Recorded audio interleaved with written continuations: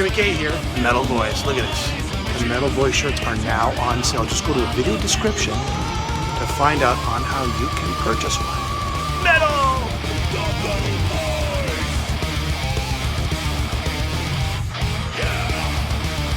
In these crazy times, you need a Metal Boys hat. You can pick it up at metalboys.com.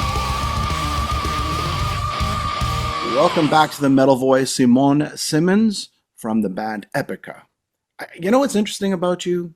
The two S's in your first and last name. I'm sure you've heard it hundreds and thousands of times of how to pronounce it and not pronounce it. And has everybody figured it out? Go ahead. Sorry. It's funny because when I'm talking to somebody on the phone, they ask for my name, last name, and then first name, and then they're like, "No, what's your first name?"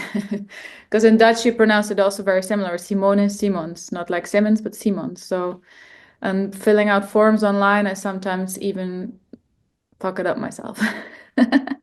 It's Simone, right? That's the right pronunciation. Yeah, Simone, but in English you pronounce it as Simone, so that's fine. Because I always thought it was Simone because it's more like the Italian pronunciation, but anyways, all right. But even though it's not Italian.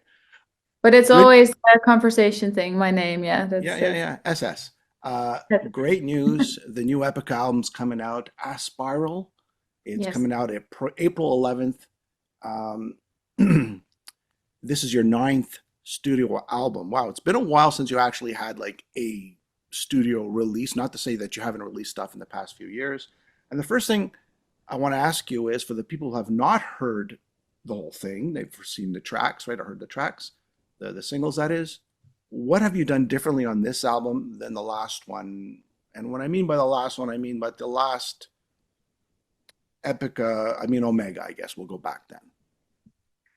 Yeah, I think with Omega, we already tried to write differently or have a different writing process, meaning that we would get together in like a sort of writing camp. We booked a house for a week and we were all together there with Joost, our producer. And we loved that so much that we did it now 3 times for Aspiral. And we really cleared our schedules from tours and shows so we could really focus on the music and be there under the guidance of our producer. And that was a lot of fun. And in between Omega and Aspiral, we had the Alchemy project, and there we did something different recording-wise, where we would record the drums, the guitar, and bass at the same time to give it a little bit more raw feeling, sound. Mm-hmm. That's something that we also continued now on Aspiral. And besides that, we decided to give Epica a little bit of modern edge by adding more synths. But we did not abandon the choir and the orchestra, and we make sure that every element gets their moment to shine. A new age dawn saga continues. This never-ending saga. I guess it's about the Mayan civilization. Is this the last? So on this album, just to tell everybody that if they don't know, there's what, 1, 2. There's part 5, 7, 8. Is that right? And 9. And 9. 7, 8, and 9. Yeah, there's the last 3 are on this album. Yeah. Is this the ending of the saga, or is it the saga is going to continue? I think it's the ending of this saga, but who knows what Mark comes up with and does something new for the future. But since this was our 9th album and the topic of the album or topics of the album were really great material to continue that for him. So he wrote the lyrics.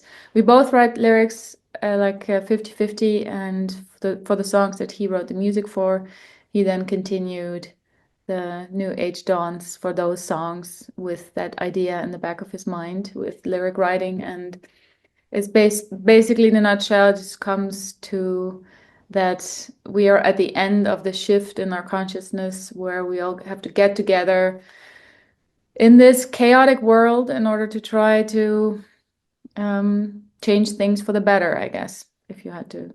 How much of the world's social and political divides, and I'm not asking for specifics here, played into sort of the atmosphere of the lyrical content on this album? Not anything like specifically like one occurrence or so, but I think after we were done writing the album, then a whole lot more happened. Tragic tragedies all over the world, and of course in America things are being stirred up big time. So for us, I think climate change is something that has been going on for very long, and there's one song, it's called Fight to Survive, which Mark wrote, and it's about the overview effect where astronauts go to the moon, they set out to discover the moon, and then they get something that's called the overview effect. They see the world, Earth, so fragile and beautiful that by the time they come back, they feel more reconnected with Earth and also more, Yeah. um, yeah, feel more a bigger urge to do everything they can in order to preserve the Earth and its beauty. And yeah, that's It, definitely something we always love. We expressed our love for nature, and that kind of continues in this album as well. is Mars and stretching out to spend billions and trillions of dollars going to Mars while we neglect Earth at the same time? Is that sort of in your wheelhouse and your ideas of like we should be concentrating here, not over there, at least until we fixed what's here? Yeah, that's a good question. I wonder the people that are trying to explore life on Mars if they already think that this is a sinking ship and the only solution is to go look in outer space if there's any planet viable for human life. But I agree that we need to really make sure that everything here on Earth is going in the right direction and that we have to stick together to do that. But the billionaires and their toys, they want to go explore where they could invest in other projects, of course. Yeah, yeah.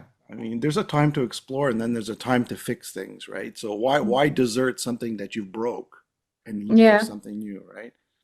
That's Mhm. the next album. Next album, that'll be the new Yes, of Saga. course. Time, the acronym T-I-M-E. You want to just Yes. scream and shout. Tell me about that and the lyrics and the themes on that. Well, I think it's how do you say abbreviation for transformation, integration, metamorphosis, and evolution, where it's basically about the death of the ego and also that, of course, literally our time will come one day and we have to let go. And it's in a way about the art of dying and the death of the ego. And it's a lyric that Mark wrote, and it's our latest single. And actually, today we also released a special version of it, an a cappella song that we did together with Hellscore, a really cool a cappella choir. The song itself has a very strong Tim Burton-esque spooky vibe. Even the work title of the demo was spooky before it was turned into Time, and it's also one of my favorite tracks on the album. Yeah, great track. Darkness Dies in Light is one of my favorite tracks. It's kind of like Hmm. Epica meets Dream Theater in a way. I don't know. It just there's just so many a lot of different arrangements in that song. I Very don't know if progressive, that's yeah. did you guys have Dream Theater in mind in when you were thinking about this?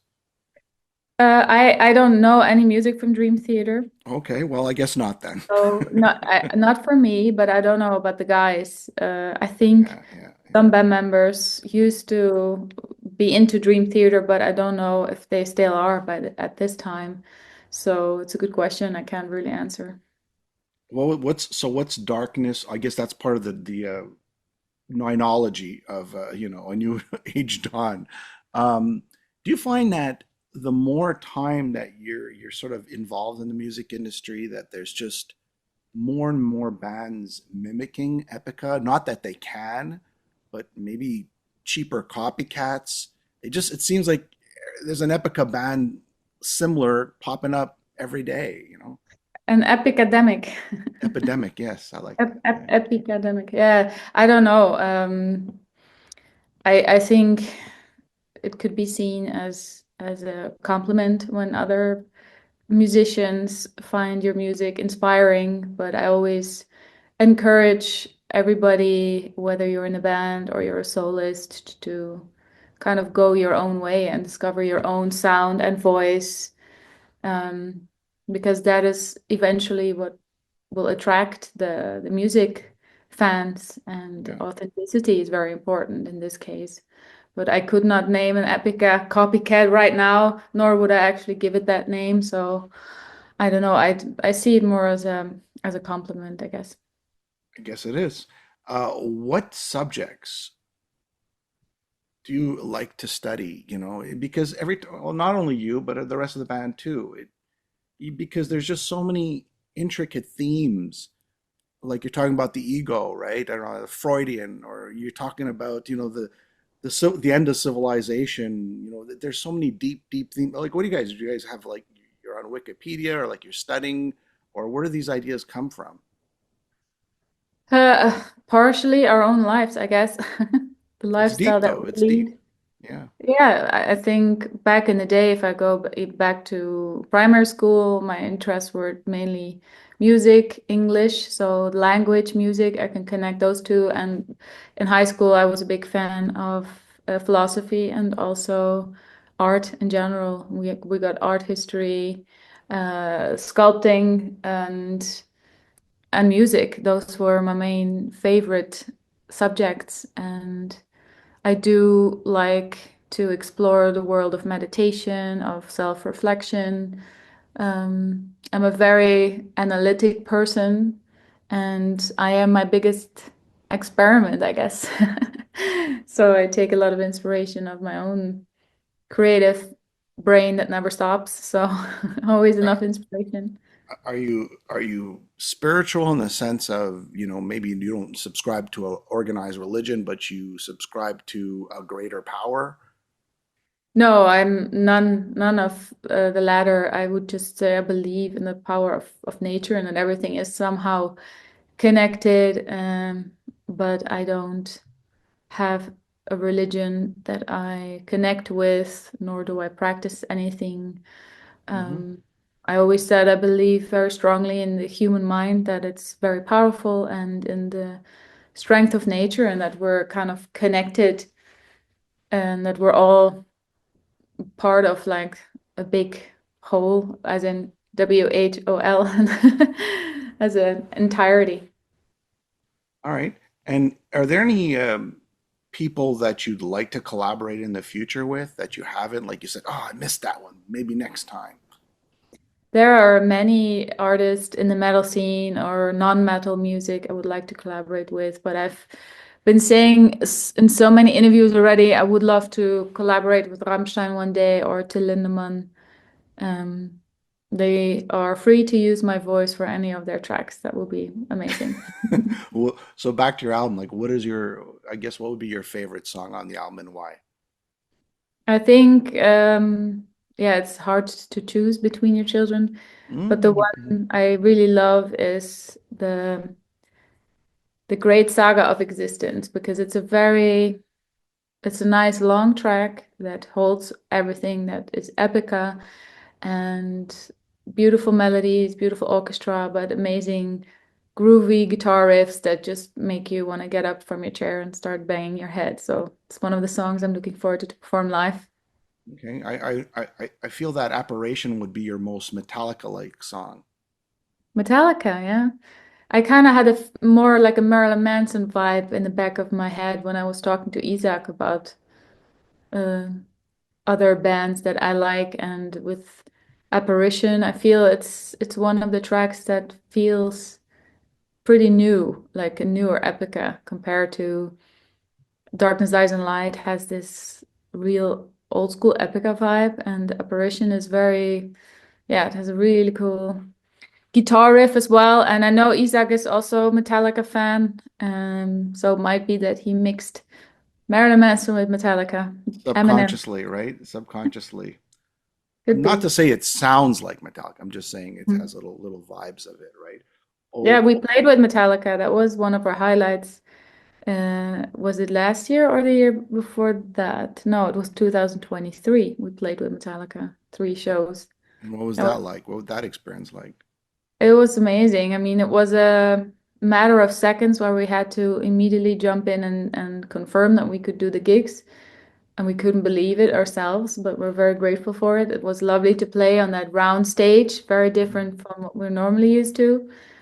But I decided to not think of like the magnitude of that show, but just have a good time, run around on the stage. Luckily, I was going to the gym a lot, so my stamina was pretty good, so I could run, jump, and sing and entertain the crowd. Did you meet the guys after? Yes, yeah, we met the whole band. They're very lovely, and they Good. also very hospitable. They had like welcome gifts in the backstage. There was a cake and there were cards, and yeah, really nice. And we got a warm welcome from the guys. What other band have you toured with that you said, "Oh my God, pinch me, I'm dreaming. I can't believe I'm playing with these guys," with the exception of Metallica that you just spoke about. Well, I when I was a teenager, it's 14 years old or so. Okay. One of the first bands, everybody always knows that I love Nightwish and that they were kind of the reason why I started to do classical singing. But one of the first metal bands I actually heard was Lacuna Coil. Hmm. And we toured with them in the US. And Christina is a great friend of mine. And for me, it was not like a pinch me moment. It was just very natural because we became friends way before we started touring together. But that is just really lovely and amazing that you get to tour with friends because I have a lot of female singers that are friends of mine, and our upcoming European tour in January 2026 we'll tour with Amaranth and Charlotte Wessels, and Elise and Charlotte are also friends of mine. So I guess it's more the pinch me moment that you get to tour with your favorite people and not necessarily people you look up to, but people that you love and respect, I guess. Can you see yourself doing anything outside of music, like in the future, Outside of music, but I don't know. I as a think I will career? As a always, career. as a career, I would always sing until my voice stops. But I do love arts. I love photography, but we'll have to see with the rise of AI how What is relevant that is going to be in a couple of years from now. Um, I do love children. I love babies. Before I became a musician, I wanted to work as like hmm a nurse at the delivery department. So who Okay. knows You if might get tired babies of will it always after be after born. 20, So after 100. You might get tired of it. It I don't becomes know. another job. It just becomes another job. Okay, another baby. Okay, another baby. Okay, another I think I love the diversity of being a musician, and of course I do home office and I travel. I go to the studio. If I had to do a job outside of Epica, it would be part-time, and do maybe two jobs in order to keep it interesting. Yeah. Did you read about the pyramid discoveries that they had, the pyramids and how they found like these sort of cylinders underneath the Yes. pyramids?